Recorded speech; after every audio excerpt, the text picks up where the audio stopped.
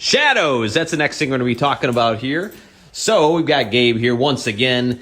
One of the tips and tricks a lot of people forget about is looking at the floors, the walls, and the ceilings to some extent, looking for shadows. Gabe, what do you need to know?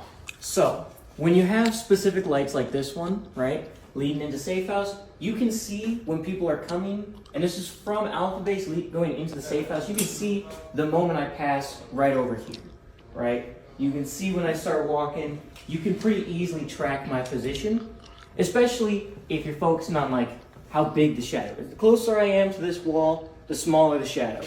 The farther I am from the wall, the bigger the shadow, right?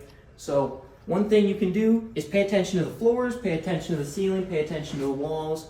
Wherever there's a light, that light can be both hurt you and help you. Yeah, that goes back into when we were talking about SWAT, you're hiding. Oftentimes you can see people coming, obviously before you actually see them. You can see their reflections, you can see their shadows, you can see different stuff. You can even hear footsteps sometimes if there's a break in the music or if you're playing on silent game.